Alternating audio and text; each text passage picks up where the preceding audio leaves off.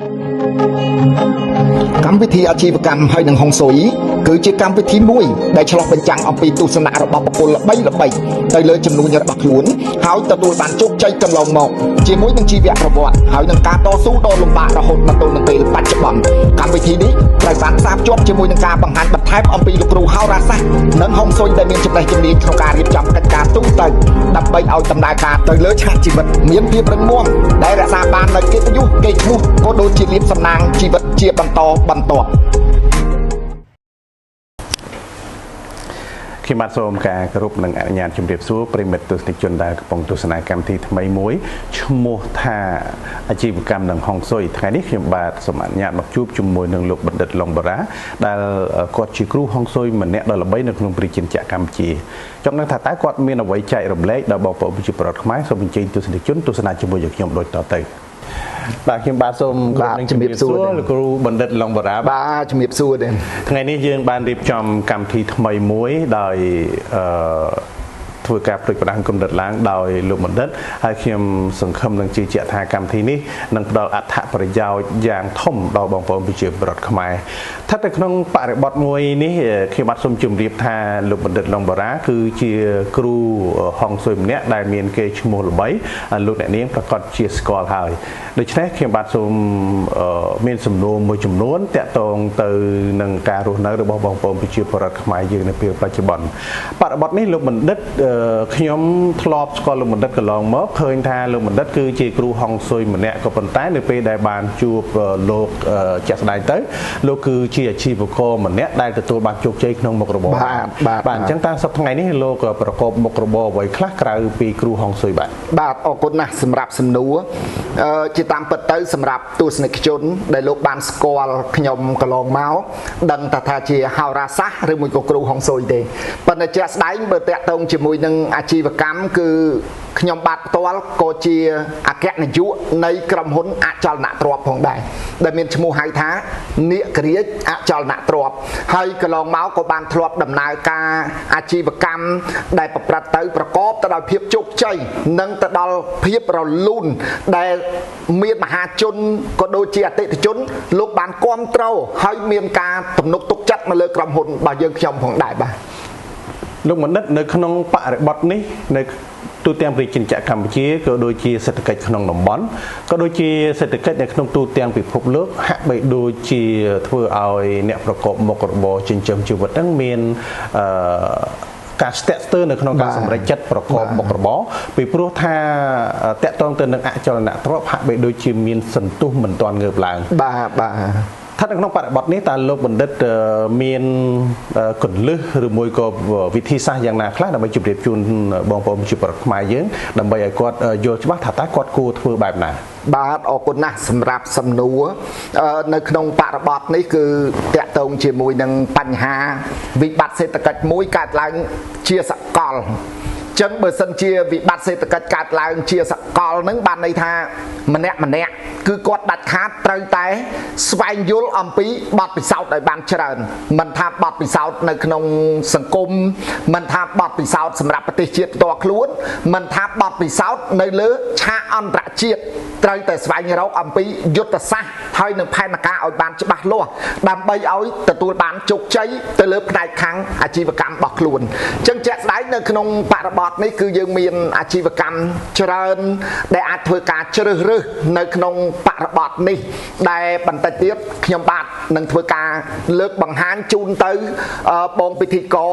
ដែលតាក់ទងជាមួយនឹងអាជីវកម្មផ្សេងដែលយើងគួរនឹងជ្រើសរើសហើយនឹងគួរនឹងស្វែងយល់ឲ្យច្បាស់លាស់នៅក្នុងបរិបទនេះផងដែរបាទអរគុណលោកបណ្ឌិតឡុងបារ៉ាបាទនេះគឺជាចំណុចមួយដែលបងប្អូនប្រជាពលរដ្ឋខ្មែរយើងកំពុងតែចង់ដឹងឥឡូវនេះខ្ញុំចង់ដឹងថាតើនៅក្នុងប្រជាជាតិកម្ពុជាយើងដែលកំពុងតែបោះជំហានមួយជំហាននៅក្នុងសេដ្ឋកិច្ចនាពេលបច្ចុប្បន្នបងប្អូនគាត់អ្នកខ្លះគាត់មានថវិកាតិចតួចអ្នកខ្លះគាត់មិនសូវមានពេលវេលាហើយមិនសូវមានថវិកាហើយមានថវិកាសម្រាប់តែផ្គត់ផ្គង់ជីវភាពប្រចាំថ្ងៃតែគាត់ចង់ប្រកបអាជីវកម្មថាតើគួរតែជ្រើសរើសយកអាជីវកម្មបែបណាដើម្បីធ្វើឲ្យគាត់ទទួលបានជោគជ័យនៅក្នុងមុខរបរបាទ បាទអរគុណណាស់បងសម្រាប់សំណួរដ៏មានអត្ថន័យហើយនឹងចាំបាច់ជាទីបំផុតសម្រាប់ប្រជាពលរដ្ឋខ្មែរយើងជាក់ស្ដែងតាក់ទងជាមួយនឹងបញ្ហាអាជីវកម្មដែលគាត់គួរនឹងជ្រើសរើសនៅក្នុងប្រទេសកម្ពុជារបស់យើងដែលនៅក្នុងកលៈទេសៈដែលកំពុងតែមានបញ្ហាវិបត្តិសេដ្ឋកិច្ចកើតឡើងជាសកលអញ្ចឹងយើងមានអាជីវកម្មច្រើនតាក់ទងជាមួយនឹងអាជីវកម្មខ្ញុំបានស្រាវជ្រាវឯកសារមួយចំនួនដើម្បីនឹងយកមកធ្វើការបង្ហាញជូនទៅដល់ទស្សនិកជនអញ្ចឹងជាក់ស្ដែងដូចជាអាជីវកម្មទី1គឺតាក់ទងជាមួយនឹងអាជីវកម្មអេឡិចត្រូនិកនិងបច្ចេកវិទ្យាព្រោះយើងដឹងហើយថាសម័យបច្ចុប្បន្ននេះគឺជាសម័យបច្ចេកវិទ្យាអញ្ចឹងដូច្នេះបើសិនជាយើងអត់បានសិក្សានិងស្វែងយល់ឲ្យបានច្បាស់អំពីបច្ចេកវិទ្យាទេវាអាចធ្វើឲ្យមានឧបសគ្គឬមួយក៏មានបញ្ហាទៅដល់អាជីវកម្មរបស់ខ្លួនដូចជាប្រភេទ digital marketing ដូចជាប្រភេទ online shop ឬមួយក៏ប្រភេទជា online store អីហ្នឹងគឺគាត់អាចជ្រើសរើសយកមកធ្វើជាអាជីវកម្មនៅក្នុងសម័យពេលបច្ចុប្បន្នប៉ុន្តែដាច់ខាតត្រូវតែសិក្សាស្វែងយល់ធ្វើយ៉ាងម៉េចដើរឲ្យទាន់នៅក្នុងសម័យបច្ចេកវិទ្យាដែលគេហៅថាប្រព័ន្ធបច្ចេកវិទ្យា AI ដាច់ខាតគឺចាំបាច់តែម្ដងទី2គឺអាជីវកម្មតាក់ទងជាមួយនឹងកសិកម្មហើយនឹងផលិតផលធម្មជាតិអាហ្នឹងគឺចាំបាច់បំផុតដូចគ្នានៅក្នុងស្ថានភាពដែលព្រះរាជាណាចក្រកម្ពុជាយើងក៏ដូចជាប្រទេសទាំងអស់ដែលនៅលើពិភពលោកកំពុងតែមានវិបត្តិបញ្ហាសេដ្ឋកិច្ចជាសកលអញ្ចឹងគឺការសិក្សាអំពីកសិកម្មបៃតងក៏ដូចជាការផលិតនៅចំណីអាហារនិងជីវសាស្ត្រក៏ដូចជាការផលិតនៅផលិតផលដែលតាក់ទងជាមួយនឹង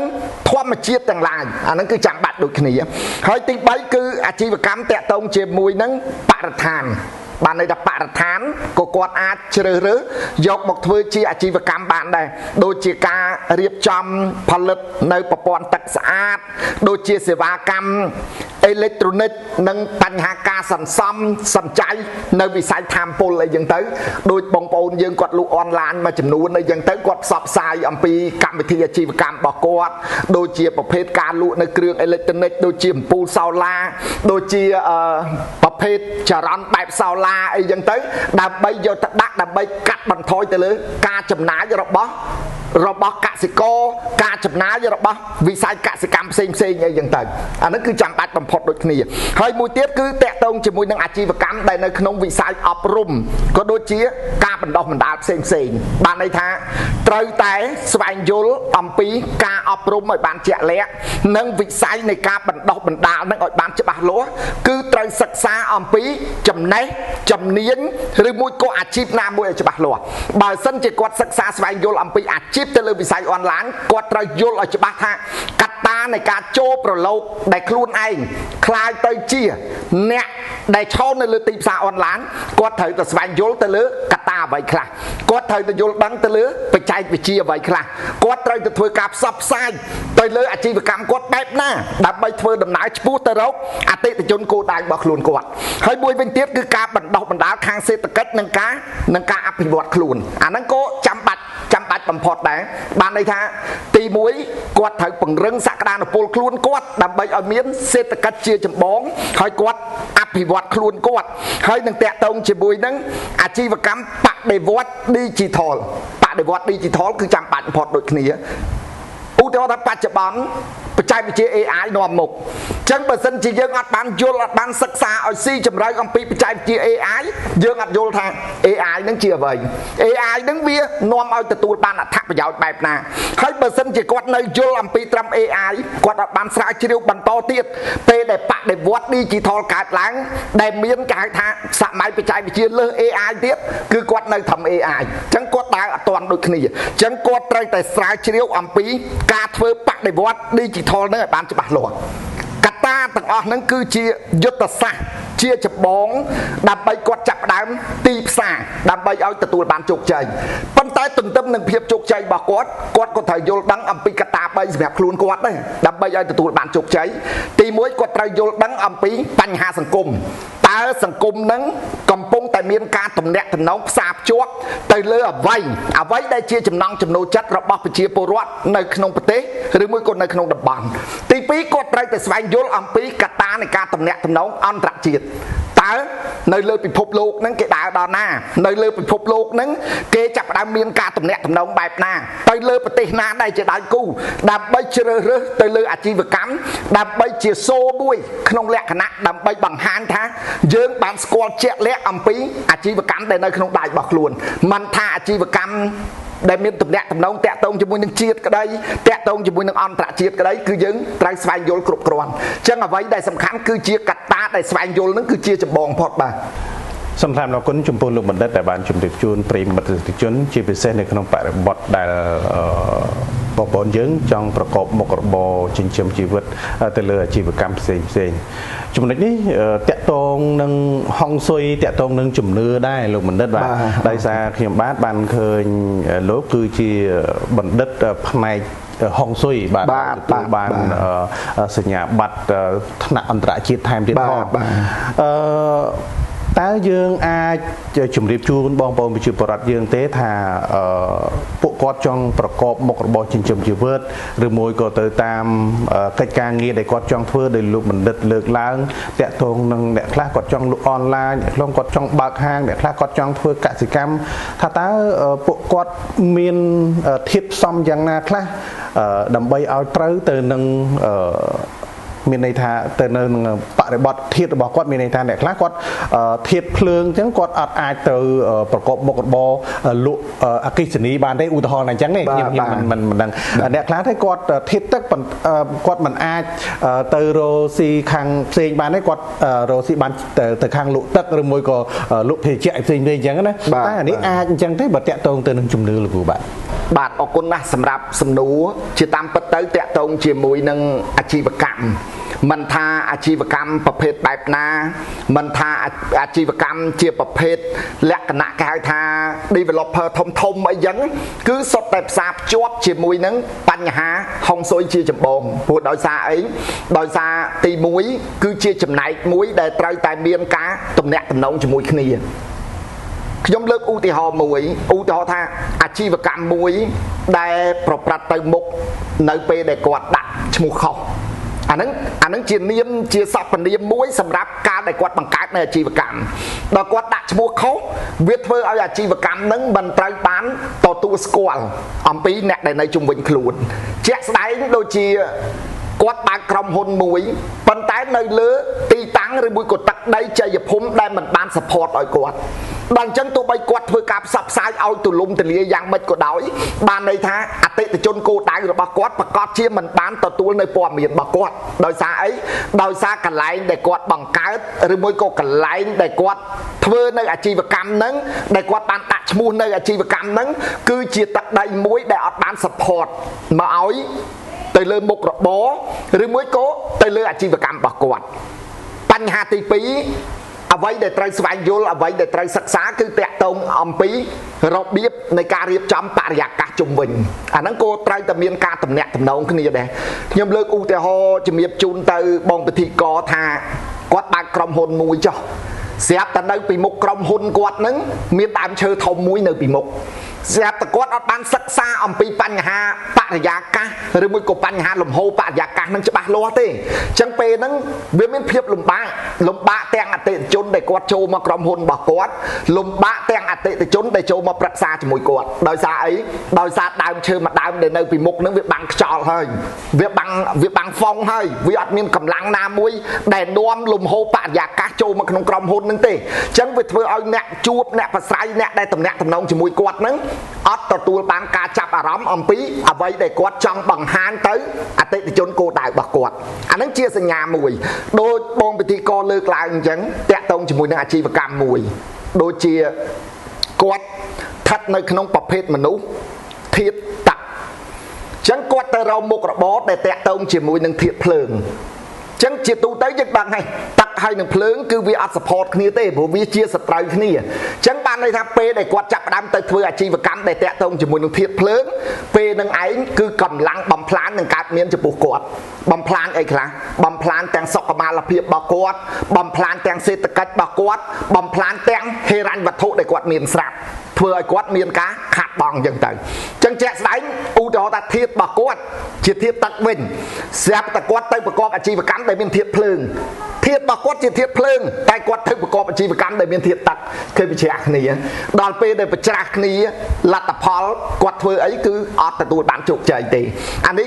គឺជាកត្តាមួយដែលយើងឲ្យឈ្មោះថាជាកត្តានៃដំណើរតថ័យនៃជីវិតរបស់គាត់គឺគាត់ត្រូវតែដឹងគាត់ត្រូវតែស្វែងយល់ឲ្យច្បាស់ថាតើគាត់គួរប្រកបមុខរបរអ្វីឲ្យជាក់លាក់គាត់គួរនឹងបើកមុខរបរប្រភេទហ្នឹងនៅចំទឹកដីអង្សាទិសលេខប្រមាណដើម្បីឲ្យ support ជាមួយនឹងអាជីវកម្មរបស់គាត់ដើម្បីឲ្យ support ជាមួយនឹងរាសីរបស់គាត់ដើម្បីឲ្យត្រូវត្រង់ជាមួយនឹងអំណាចនៃជោគជតារបស់គាត់ធ្វើឲ្យមានសភាពរីកដុះដាលទៅលើអាជីវកម្មរបស់គាត់បាទ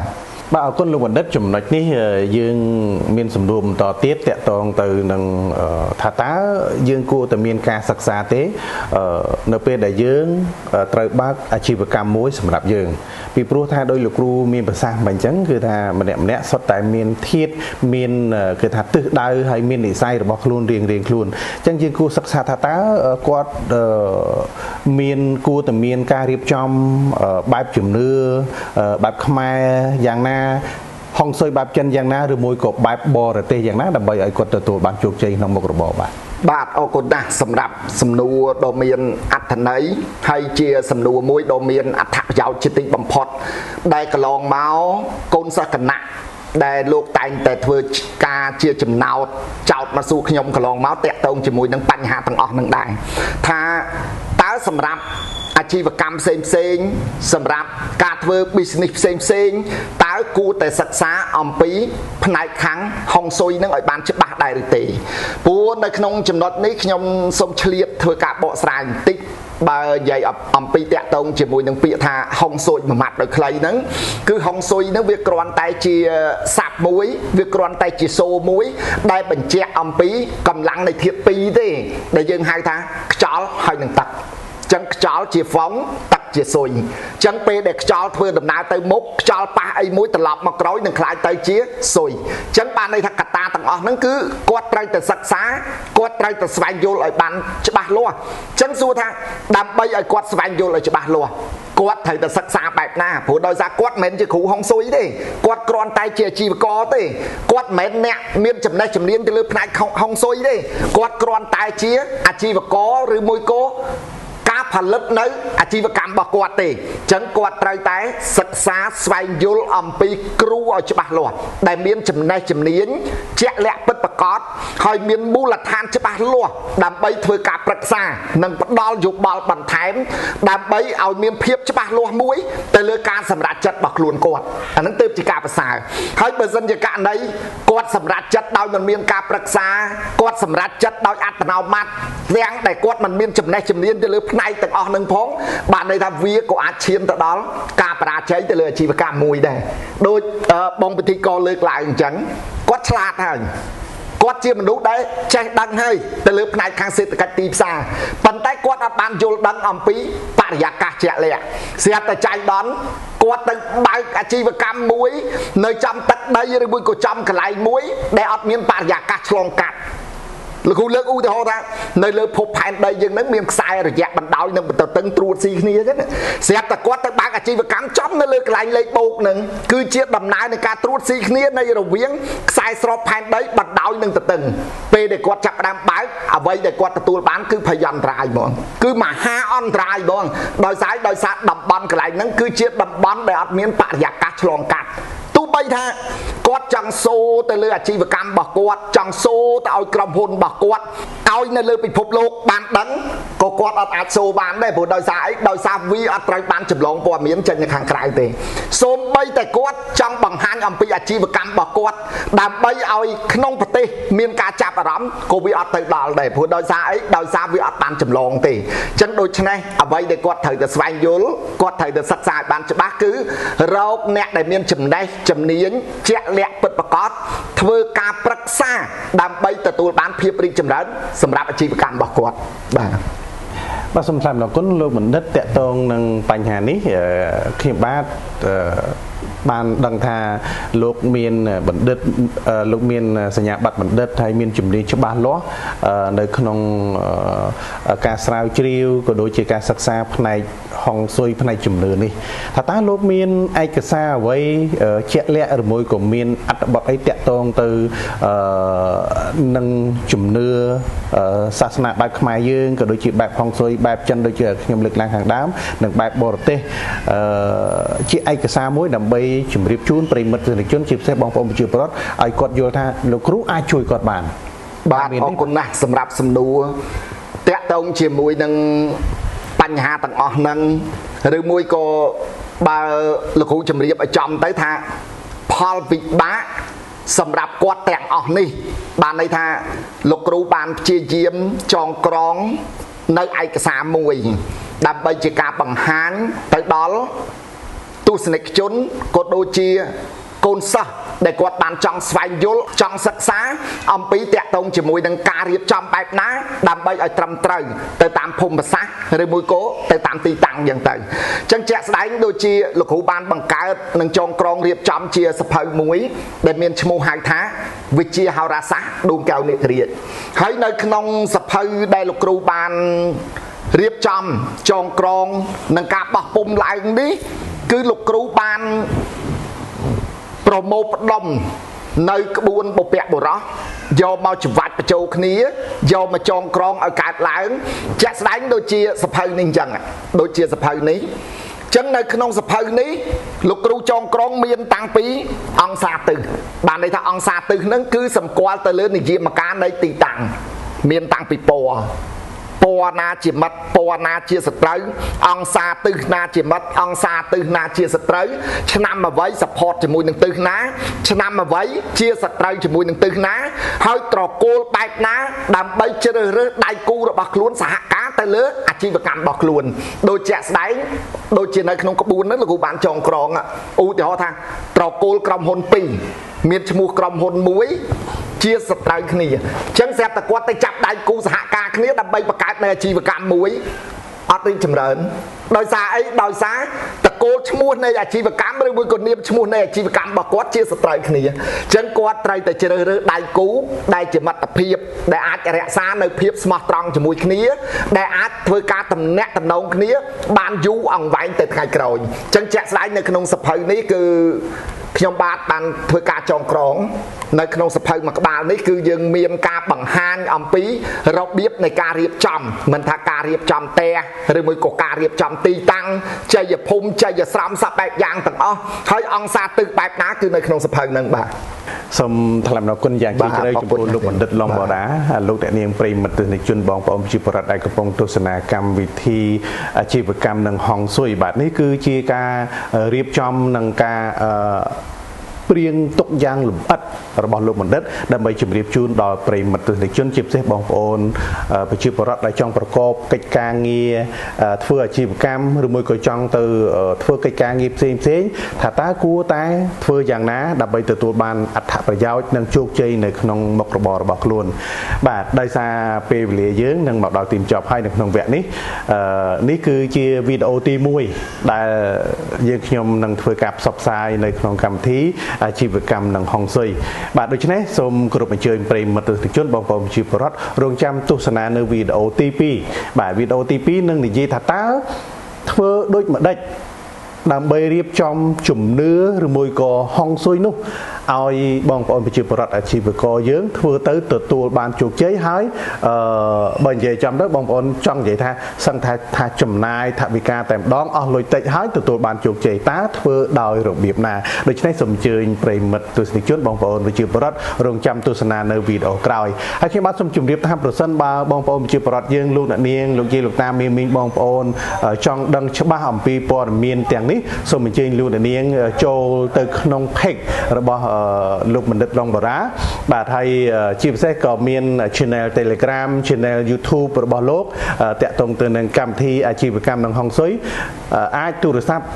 เตลเลขได้มีในเรื่องกรรมที่สลับโดยเฉพาะลูกในนี้หนึ่งอาจจะตรงตัวตามระยะเลยตุรศัพท์นู้นหรือมือก็ชาร์จโจตัวขนมเพ็กระบอบโลกครูบันดัดลองบาระแทนดองสำหรับปีนี้ยังเชื่อมต่างออกนี้สมจุมรีพลีปีลูกเนี่ยนิ่งแต่ตรำปนสันบา